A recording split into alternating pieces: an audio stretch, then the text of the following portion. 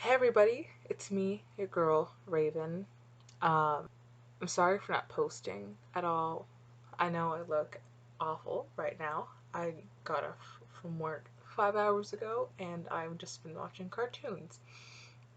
The reason for today's video is just a few things. Number one, I want to review my Topatocp order, or however the fuck you say it.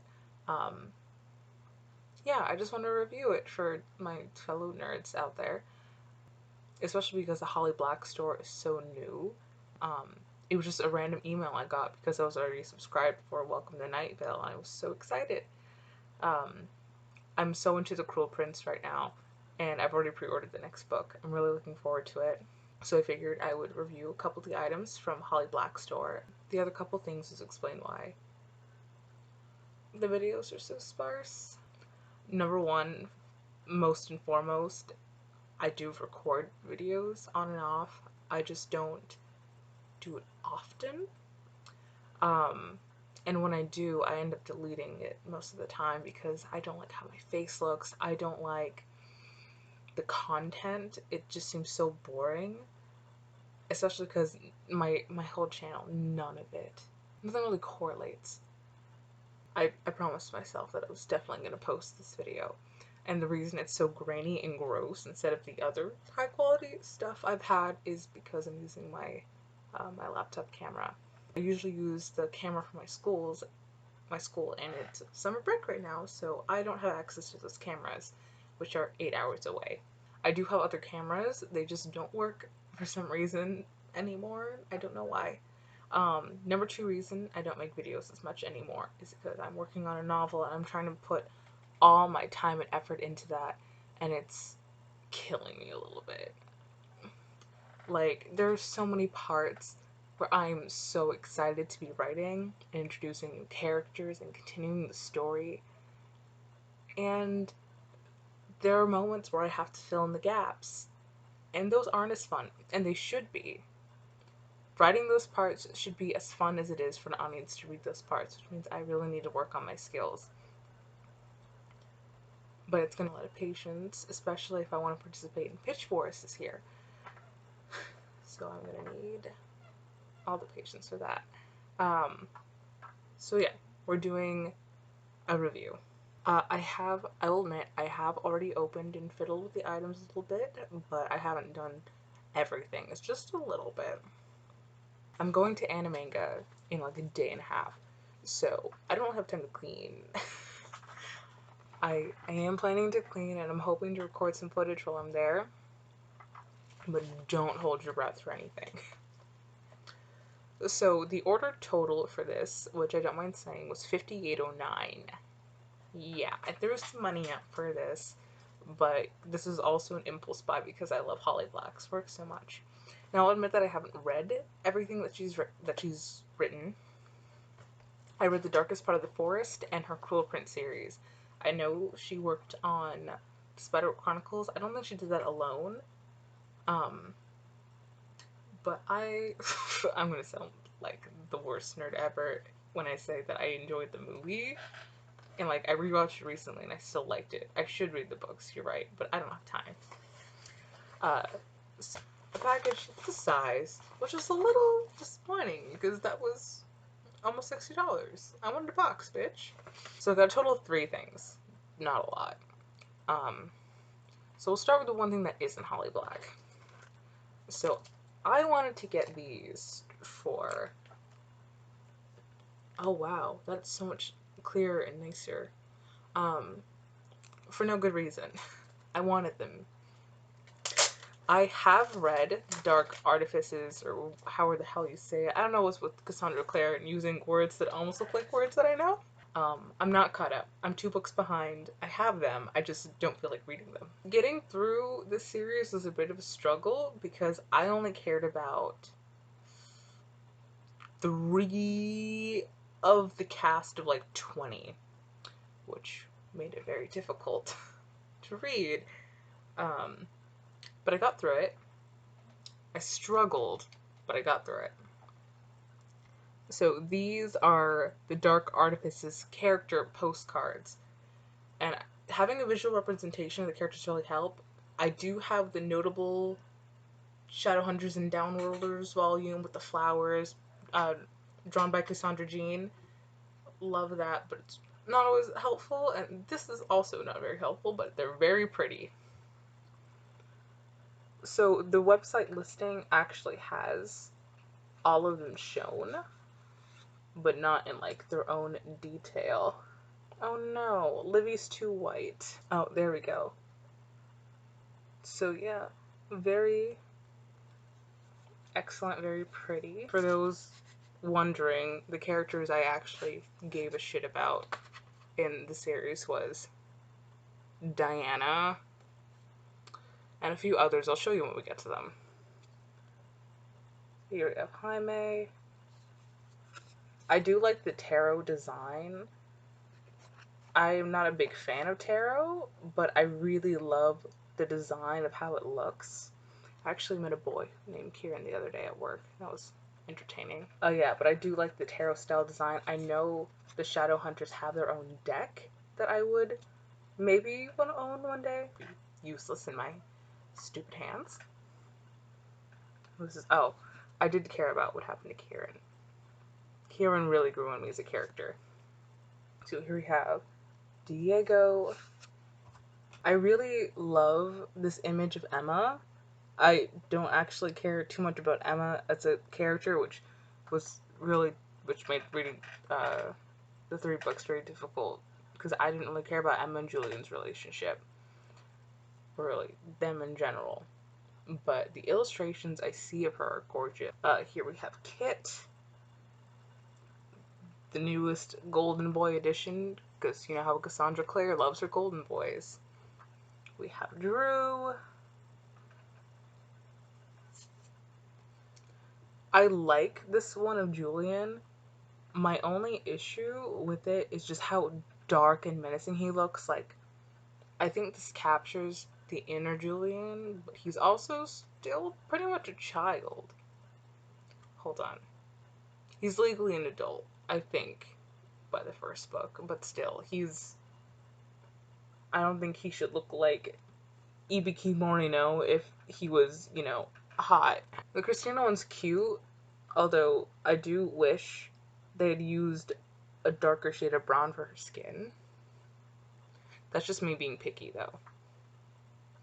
I cared a little bit about Christina. I was mostly interested in the love triangle between her, Kieran, and Mark. Here we have Ties. Let's get closer to this one. Seeker. Now, Mark is the character that really had me invested in this series. He was the reason I kept coming back. There was just something about this absolutely feral half-fae boy that just had me wanting to read more about what was happening with him. Here we have the Unseelie King, which is not how oh wait, I just remembered. Sorry, I told you, I haven't looked at these too closely, and I just remember the detail about his face, how he looks like Two-Face from Batman the Animated Series. Yeah, it's difficult to see. It looks like the artist just kind of scribbled some lines over it as if it was shadow. Yeah, I would have loved to see some actual, like, ugly flesh on this guy to remind me that it's supposed to be both beautiful and ugly with an absolute lack of balance. And then last, but certainly not least, if I want to keep my head, the Seelie Queen.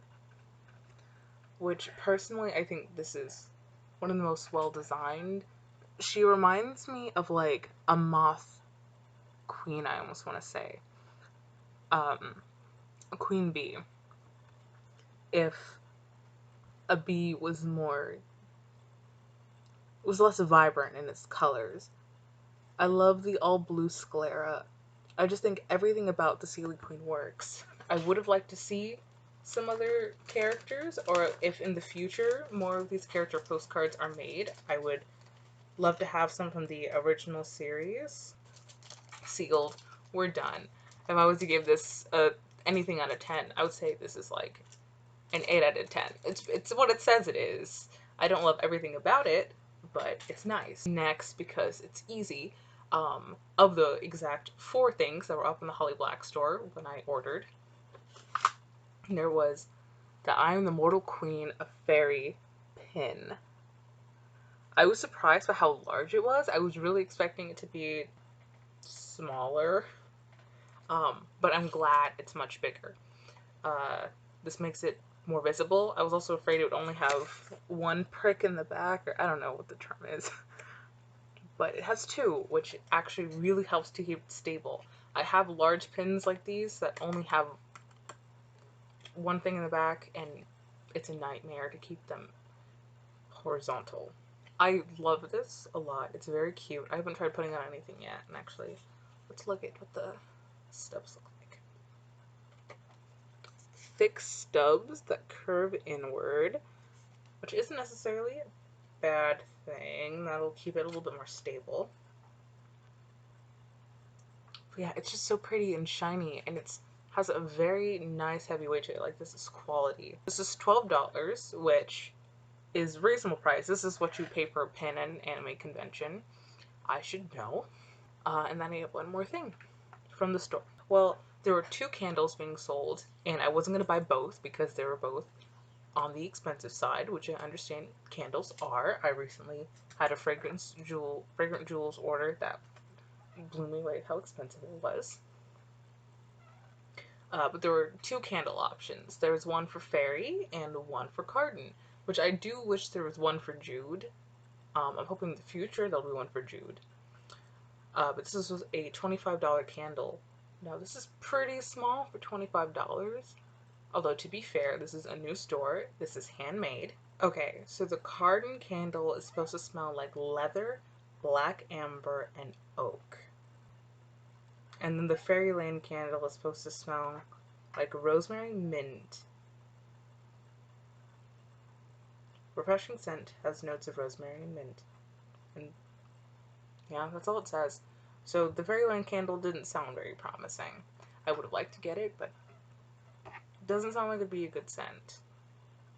Now, I did kind of get the Cardan candle impulsively because I wanted it.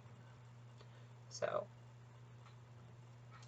I'm not a huge fan of the scent. I kind of wanted to. I don't know. I just don't think leather was very fitting for a fairy boy. I think it really would have worked for any other bad boy type. But Cardan, I don't know. I just feel like it should have been a little bit more out there. The oak and the amber smell really nice. It has a really good undertone to the leather. I really don't think leather should have been the dominant scent. But the undertones are really nice and very refreshing. Like, once I get past the leather, it's very nice to smell. And I do have my lighter here. I bought specifically so I could light candles.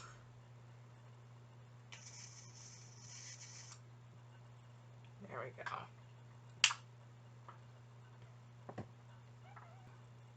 It's burning a little bit. Yeah, the scent. Okay. The warm scent is a lot nicer. It's a lot more like live feeling, I want to say. I shouldn't hold this so low because people will start to get worried. Wow, look at that. Look at that glare.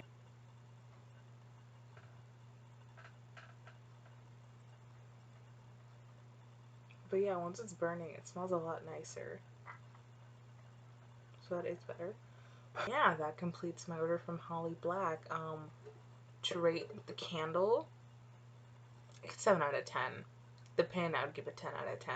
It's really nice. I do like how it smells. It is a bit pricey for the size. How many ounces is this? I should just check the listing instead of holding up a freshly burnt candle. 6 ounces. I have no earthly idea where I put the lid for this, but the Briarwick candle, Goblin Fruit, I would highly recommend. I am hoping to buy more candles from them in the future, but it just smells so good.